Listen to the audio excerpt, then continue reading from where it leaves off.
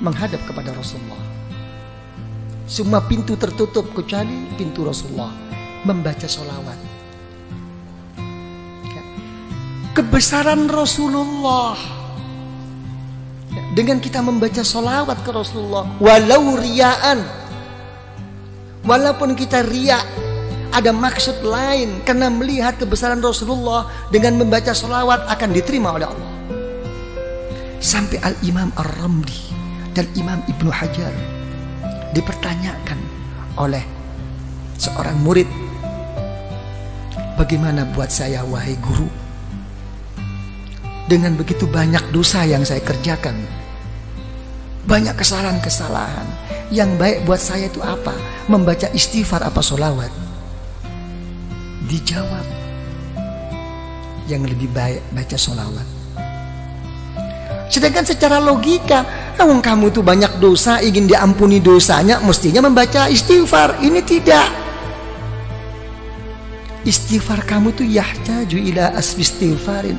Istighfar kamu itu masih memerlukan 1000 kali istighfar. Belum tentu kamu istighfar kepada Allah. Makanya setengah ba'dul aulia, setengah wali tidak berani membaca astaghfirullahaladzim alladzi la ilaha illahu. Enggak berani. Saya mohon ampun. Betulkah kamu mohon ampun? Jangan-jangan habis ini kamu nanti suka lagi melecehkan Allah, kamu istihza. Enggak berani. Yang ada itu tidak mohon ampun, tapi Rabbighfirli, ampuni saya ya Allah, ampuni. Saya enggak mohon kayak saya ini orang pandai-pandai aja mengaku mohon ampun. Memang betulkah kamu? Sampai begitu akhlaknya. Ini ba'dil aulia. Tapi tetap kelas tinggi lagi wali, dibimbingnya oleh ulama thariqah. Tetap kamu harus mohon ampun kepada Allah, astaghfirullahalazim. Tapi bagaimana guru? Tapi kamu sandarnya bukan di situ. Bukan bersandar kamu mau pandai-pandai diri sungguh-sungguh mohon ampun kepada Allah. Kenyataannya kamu tidak kok. Tapi kalau kamu baca astaghfirullahalazim, kamu larikan kepada Rasulullah SAW. Kenapa? Karena Rasulullah membimbing saya menggunakan kalimah ini. Minta dukungan Rasulullah. Ini ikut. Okay, you understand? Ya, ikut. Karena itu dijawab oleh para ulama, baca sholawat. Kenapa? Karena kamu kalau sholawat sudah berKKN dengan Rasulullah Sallallahu Alaihi Wasallam, ya kan? Sejelek-jelek saya wahai Rasulullah, engkau tidak akan bisa mengingkari bahwa saya walaupun bagaimana termasuk umatmu wahai Rasulullah. Enak kan? Sholawat. Sampai ulama mengatakan, sealim bagaimanapun, engkau bisa membaca kitab bagaimanapun, dan engkau kerjakan di kitab itu doa-doa, diberi pahala oleh Allah, tapi tidak akan mendapatkan rahasia dan nur daripada Allah kecuali sholawat. Jadi orang thariqah itu mencari rahasia dan nur yang terselip di dalamnya. Jadi sholawat itu ngikut. Begitu sudah mengikut sholawat, dibanguni semua guru-guru, digiringnya, diarahkan untuk bersama-sama menuntun kita ke Rasulullah dengan membaca sholawat. Kita ikut Rasulullah. Alam nashrah laka sadrak. Coba, wahai Muhammad, apakah belum melapangkan hatimu? Sudah wahai Allah. Coba, kita juga begitu akan menjawab, alam nashrah laka sadrak. Nanti waktu khususi, iya ya Allah, seperti engkau melapangkan Nabi Muhammad, lapangkanlah hati saya ya Allah. Gitu, manja. Orang thariqat itu manja, tapi sesudah istiqomah, nggak istiqomah kok manja. Gitu. Alam nashrah laka sadrak wa wada'na. Apakah saya tidak telah meletakkan mengampuni dosamu wahai Rasulullah?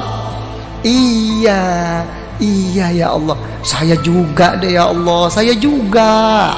Gitu orang thariqat, saya juga deh, ikutin deh, udah ngumpul nih.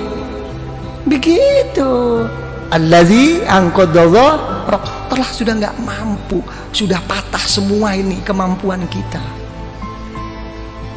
Ya, alam nashrah laka sadrak wa wada'na anka wizrak alladhi anqadha dhahrak wa rafa'na.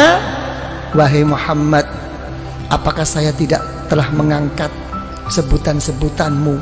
Kalau ada la ilaha illallah mesti ada Muhammadur Rasulullah, ya kan? Kalau sampai Nabiullah Adam, ya kan, bisa berwasilah kepadamu dengan melihat setiap apapun yang di aras, yang di surga, nampak nama Allah, mesti ada Nabi Muhammad. Saya lebih khusus, wahai Rasulullah, angkatlah saya. Tapi namanya hidup, walaupun bagaimana akan menghadapi suatu kegoncangan dalam kehidupan. Betul apa tidak? Diulang 2 kali di ayat ini, innama ala usri yusra, innama ala usri, sampai 2 kali. Sesungguhnya, percayalah yang mantap sama Allah. Sudahlah, sesudahnya ada sesuatu kesusahan, kerepotan, mesti ada jalan keluar. Sampai 2 kali. Ini menunjukkan bahwa kita ini mudah goyah. Gimana? Telah berhasil apa tidak perjuangannya ini?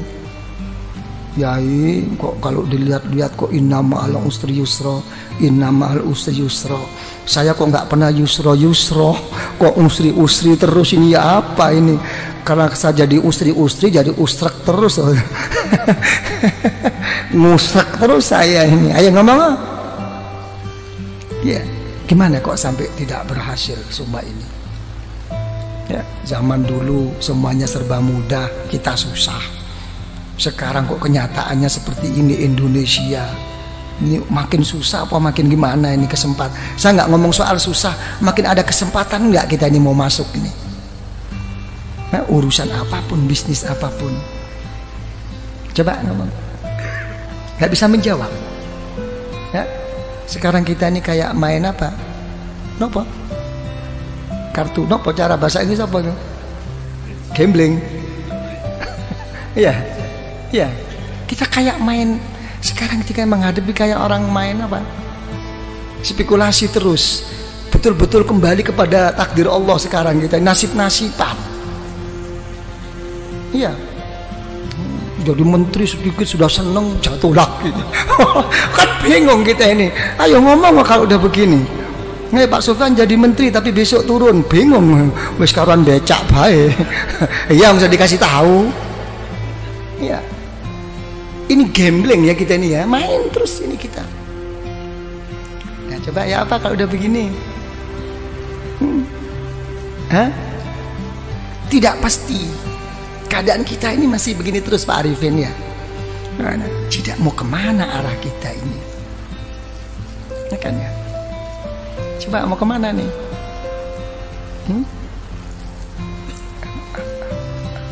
Ya, sama Allah sih sabar. Sama Allah itu nerima. Sing gawe ruwet iki sing bang gregetno. Mau tak peting bae rasane itu. Lah, ini permasalahannya. Kalau saya sih dalam menghadapi masalah ini, saya lihat dalam suatu hadis riwayat Imam Al-Muwatta.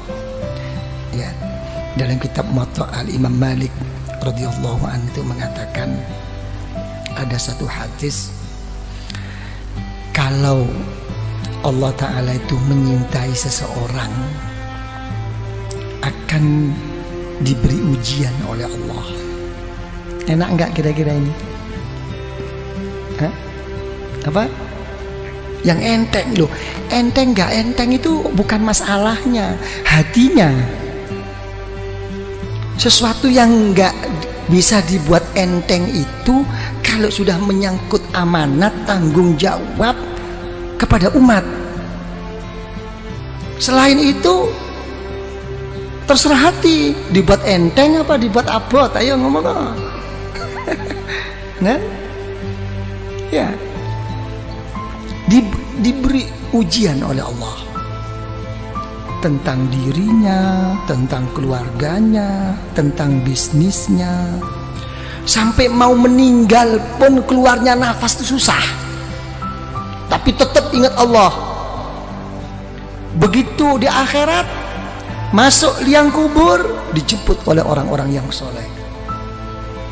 dibawanya menghadap kepada Allah, bertanya, wahai Allah, saya tidak punya ilmu, ibadah saya kurang, saya juga sering mengerjakan dosa, kok tiba-tiba saya sampai di sini, nih gimana?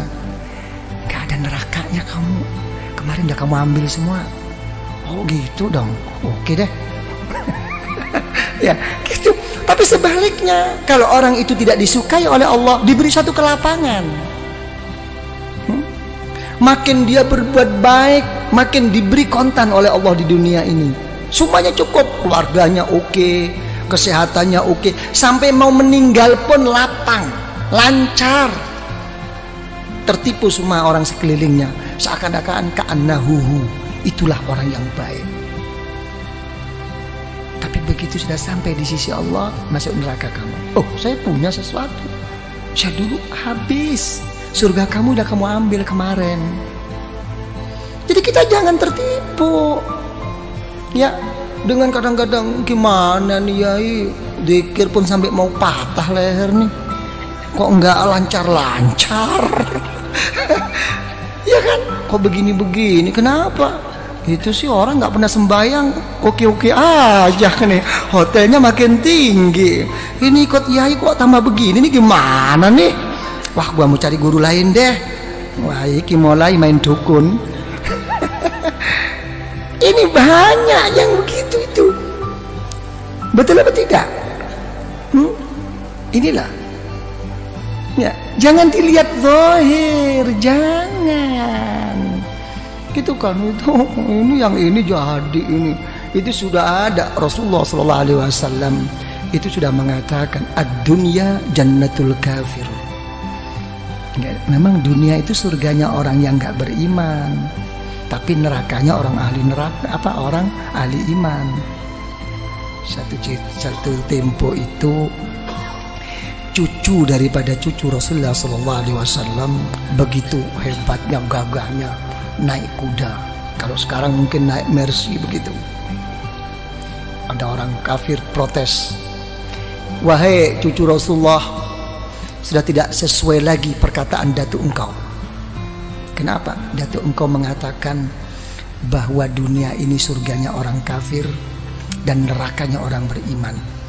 Kenyataannya saya ini kafir kok melarat, kamu kok malah kaya. Kamu kok enak-enakan. Coba dijawab oleh cucu Rasulullah. Ya, sehebat-hebat saya di dunia ini, kalau dibandingkan besok di surga masih kayak neraka ini. Sesusah-susah kamu di dunia ini masih surga dibandingkan besok di neraka. Langsung masuk Islam. Halo, ayo kon masuk Islam. Kadang-kadang bodoh Islami ngomel, ah gila loh, ngomong aja. Ini loh permasalahannya. Ya. Jadi ya gimana kalau gitu? Ini robitoh, ini hubungan kumpulan ini. Apa yang berhasil? Kita selama ini terlalu terpukau dan selalu dianjurkan oleh orang-orang banyak. Apa yang dianjurkan adalah sabda Rasulullah SAW, man kana akhiru kalamihi la ilaha illallah dakhalal jannah. Siapa yang akhir perkataannya itu la ilaha illallah, masuk surga. Bagaimana orang itu mau ingat la ilaha illallah? Ya, pada saat itu semua setan, iblis sudah datang semua kok. Silahkan kamu jadi orang kiai, jadi orang yang soleh, jadi ini. Yang penting nanti akan meninggal, akan gude iman kamu. Susah. Ini sebetulnya ini hanya cuma anjuran agar bagaimana zikir itu menjadikan tabiah, menjadikan otomatis, bukan hanya sekadar cuman dibaca pada saat perlu aja. Dengan keotomatisannya itu insya Allah, ya, menghadapi segala kesusahan mau meninggal ini akan diingati oleh Allah, dakhalal jannah. Kalau dia menyebut la ilaha illallah, itu anjuran. Tapi praktek Rasulullah tidak begini kok. Praktek Rasulullah akan meninggal itu justru beliau tidak mengatakan la ilaha illallah, malah beliau berdoa Allahumma arrafiqul Ya Allah, pertemukan saya ya Allah, kumpulkan saya ya Allah dengan kawan-kawan saya yang mulia ini. Coba, ini Rasulullah nangis Sayyidatuna Aisyah radhiyallahu anha idzan la yakhtarna, karena Rasulullah sudah menyebut-nyebut orang-orang yang saleh, menyebut orang-orang yang tinggi di sisi Allah. Sudah jelas Rasulullah tidak akan memilih kita, akan kembali Rasulullah kepada Allah. Ini ternampak, semua kawan Rasulullah itu ternampak orang-orang yang soleh ini. Ada satu kerinduan bertemu mereka-mereka. Ini maksudnya Robitoh itu di sini.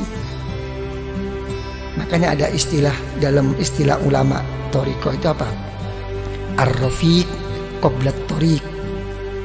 Ya, mencari kawan itu sebelum pelangkah berjalan ke arah mana. Cari kawan, apalagi ke Allah. Yang benar cari kawan ini, yang bisa mendampingi suka dan duka. Itu doa Rasulullah. Allahumma ar-rafiqul a'la. Nampak. Jadi kalau orang thariqah, misalnya yang pernah saya saksikan, saya buktikan dengan orang tua saya sendiri, dan orang tua saya juga menceritakan tentang guru-gurunya begitu. Jadi begitu sudah sakit parah, kalau sudah sakit parah, ada orang lewat siapapun kok disebut itu gurunya. Ayah saya juga begitu. Sopori mlebu wau. Anu Buya Dudu Mbah Romli kok. Gurunya yang disebut. Sudah melebar. Mbah Romli kok. Bukan ya, itu bukan Mbah Romli. Mbah Romli kok. Enggak begitu. Ruhaninya sudah ketemu itu. Di alam sadar. Ruh antara mau berangkat nggak berangkat ini ketemuan. Ini yang dinamakan orang-orang sufia itu yaqadhah, pada saat-saat begini. Jadi ini hubungan thariqah itu di sini, bukan apa namanya, bukan hal-hal yang lain. Sampai mau meninggal pun ada masalah yang begini ini, kan? Jadi paham ya? Jadi begitu, innama ala usri yusra. Kalau sudah susah atau seneng, ya lari kepada Allah. Fa idza faragta fansab. Ya, kalau sudah selesai, ayo tetap jungkel loh. Ya, dengan sungguh-sungguh gitu loh. Kalau dalam kekosongan-kekosongan, isi dengan kesungguhan kepada Allah. Wa ila rabbika farghab. Ini jawab. Jangan dimentahkan lagi, ini dijawab. Khususi ini ya, kalau sudah begitu baru apa khususi ada Bismillahirrahmanirrahim, kul wallahu ahad Allahus somad, kan begitu ya. Jadi dilarikan apapun wahai ya Allah di dalam kehidupan saya dan pada saat saya mau meninggal dan sesudah saya meninggal, ya Allah kuatkanlah iman saya. Kul wallahu ahad, semuanya saya kembalikan kepadamu wahai ya Allah. Ini kunci. Lah, apa kalau kita sudah buka kunci itu cukup? Tidak cukup. Di sini kita digugah lagi oleh guru itu. Kirim Fatihah lagi. Dibangunkan lagi guru-guru ini untuk menghadap bersama-sama kepada Allah. Al-Fatihah. Sudah Al-Fatihah, sholawat lagi. Diajak bersama-sama ke Rasulullah. Ini Rasulullah. Baru ukuran pribadi. Baru apa maumu sekarang? Ditantang oleh guru-guru. Apa maumu? Kamu ngetok-ngetok sama aku terus-terus kayak begini. Apa maumu? Nah, ini pribadi. Mauku ini. Karena kita sudah dituntun oleh guru, sudah melalui wasilah Robito oleh guru, dibawa oleh guru rohani kita, didudukkan di depan Allah. Ini Hahwa, ini Allah. Ini di depanmu. Perlu apa kamu sekarang? Didampingi oleh gurunya di belakangnya. Disepuhkan, dituntun sampai di hadapan Allah. Apa kenyataannya dikhususi? Menyebut nama Allah, kepentingan pribadinya. Allahumma ya qadiyal hajat. Ginilah. Allahumma ya qadiyal hajat, Allahumma ya qadiyal hajat. Ya Allah, ya, yang memberi, yang memutus, yang menyampaikan segala kehajatan kita, ya Allah. Allahumma ya qadiyal hajat, Allahumma ya qadiyal hajat. Ya, gitu. Nah, habis begitu hajat-hajat terlalu luas, keadaan genting ini, ya Allah, hal-hal yang ini yang terlalu pokok, ya Allah. Saya banyak hutang, saya banyak kredit. Ya sudahlah kalau gitu. Allahumma ya kafiyal muhimmat. Kurang apa? Cuma jawabannya satu, kurang sungguh-sungguh. Komplit kok di khusus itu. Nah kalau sudah kamu semua ya qadiyal hajat, apa kepentinganmu sudah cukup? Tidak, kamu sebagai orang beriman. Terus gimana ya Allah? Dipanggil lagi Allah. Allahumma ya rafi'at, tinggikan darjah saya ya Allah, tinggikan, jangan kau biarkan seperti ini. Ya kan? Di samping engkau terima ya Allah, tuakanlah saya di lingkungan saya ini ya Allah. Gitu. Allahumma ya rafi'at darajat, Allahumma ya rafi'at darajat. Ya, habis gitu cukup? Tidak cukup. Kalau sudah rafi'at darajat, kamu sudah tinggi di sisi Allah, sudah betul-betul telah tercapai kedudukanmu di sisi Allah, apalagi di dunia ini, tidak cukup. Tetap inna ma'al usri yusra, tetap ada satu rintangan. Apa terusnya doa? Allahumma ya dafi'al, ya Allah yang menolak segala musibah. Banyak rintangan ini ya Allah, ini ya Allah. Begitu. Bukan berarti terus udah sukses, saya sudah beres, ini sudah oke lah semuanya. Nggak mungkin. Malah lucu, makin sukses malah lucu, makin didekatkan musibah bala daripada Allah. Apa contohnya bala musibah yang didekatkan oleh Allah? Yang merusak kita tuh bukan orang jauh, orang yang deket-deket ini. Orang yang munafik sama kita tuh orang-orang yang dekat. Hati-hati nih, tak kita dapat diking kita.